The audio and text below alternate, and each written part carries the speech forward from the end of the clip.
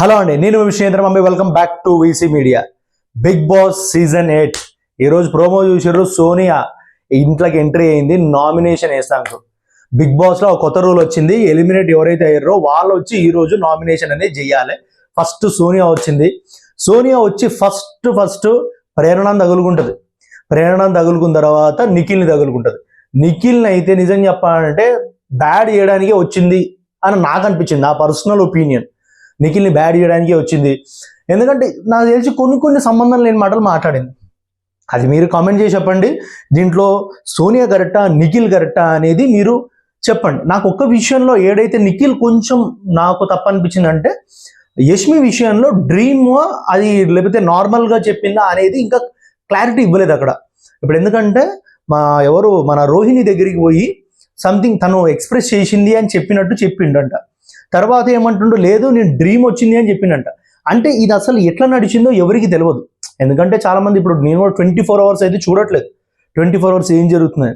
So వచ్చిన ఒక రూమర్ని దాన్ని పట్టుకుని సాగదీశారు. సో దాని తర్వాత తెలిసింది ఏంటంటే ఇప్పుడు అది డ్రీమ్లో వచ్చింది, ఇప్పుడు అది నార్మల్గా వచ్చింది అనేసి ఇప్పుడు నిఖిల్ అంటుండు. అది ఎంతవరకు కరెక్ట్ అనేది మనకు కూడా తెలియదు, కాబట్టి తెలవాలి అసలు ఏం జరుగుతుందో. కానీ సోనియా మాత్రం చాలా గట్టిగా తగులుకుంది ప్రతి మ్యాటర్. అంటే ఫస్ట్ నుంచి ఇప్పుడు నార్మల్గా బయట నుంచి వచ్చిన వాళ్ళు నామినేట్ చెయ్యడానికి అర్హత లేదు.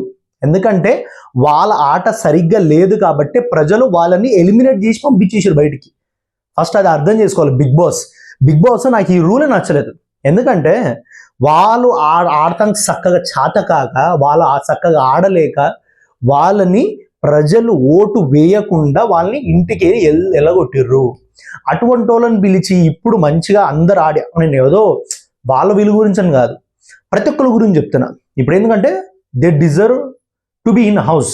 ఎందుకంటే వాళ్ళ హౌస్లో ఉన్నారు. ఇప్పుడు వాళ్ళు ఇన్ని వారాలు వచ్చిర్రు అంటే వాళ్ళు ఏదో ఆటనో ఏదో మంచిగా ఆడో సంథింగ్ ఏదో ఒకటి చేసో ఉన్నారు. ప్రజలు వాళ్ళకు ఓటేస్తారు అంటే వాళ్ళకి ఆదరణ ఉంది. మీకు ఆదరణ లేదు కాబట్టి మిమ్మల్ని బయటికి గెలగొట్టారు. మళ్ళీ వాళ్ళతోని ఎలగొట్టిన వాళ్ళతోనూ వచ్చి మిమ్మల్ని నామినేట్ చేయడం అంటే అది ఎంతవరకు కరెక్ట్? అంటే మీరు చక్కగా ఆడలేదనే మిమ్మల్ని ఎలగొట్టిరు. ఇప్పుడు మీరు వచ్చి వాళ్ళని నామినేట్ చేసే హక్కు మీకు ఎట్లుంటుంది? ఓకే, ప్రజల్లో ఎవరైనా వచ్చి ఓకే ఇప్పుడు మీరు బిగ్ బాస్ ఎవరైతే ఎలిమినేట్ అయ్యారో వాళ్ళని పంపించారు, కరెక్టే, కాదని కాదు. నేనేమంటున్నా, దీని బదులు ఎవరన్నా ప్రజల్ని పంపండి. ఎవరన్నా ప్రజల్ని పంపి నామినేట్ చేపిస్తే అది ఒక అందరికి చూడడానికి కూడా ఆసక్తికరంగా ఉంటుంది. అరే ప్రజలు ఇన్ని రోజుల నుంచి చూసింటారు ఎవరు బెస్ట్ ఎవరు రాంగ్ అని వాళ్ళకి తెలుస్తుంది. అంతేగాని ఎలిమినేట్ అయిపోయిన వాళ్ళని వచ్చి ఇట్లా నామినేషన్ చేపించడం అనేది ఎంతవరకు కరెక్ట్ అని అయితే నాకైతే అర్థమవుతలేదు. సో ఈరోజు అయితే ఫుల్ ఫైర్ అయితే జరుగుతుంది మొత్తము. యష్మి, ప్రేరణ, నిఖిల్, తర్వాత పృథ్వీ, ఈ నలుగురికి ఎక్కువ ఓట్లు నామినేషన్ పడ్డట్టు అనిపిస్తుంది ప్రోమో అయితే చూస్తుంటే. ఎందుకంటే వీళ్ళు అంటే ఫస్ట్ నుంచి నార్మల్గా వీళ్ళు ఎక్కువ నలుగురు, వీళ్ళు 3 members అన్నట్టు ఎక్కువ గ్యాంగ్ తిరిగారు కాబట్టి ప్రతి ఒక్కరు వీళ్ళని టార్గెట్ చేసి సో నామినేషన్ చేయడం అనేది జరుగుతుంది.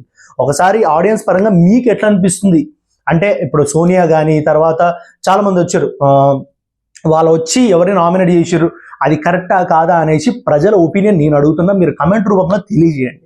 సో ఇది ఈరోజు బిగ్ బాస్ అప్డేట్. మీ అందరికి నచ్చుతుందని ఆశిస్తున్నా. మీ అందరికీ వీడియో నచ్చినట్లయితే please like, subscribe and share చేయండి అండ్ మా వీసీ మీడియాని సపోర్ట్ చేయండి. Thank you.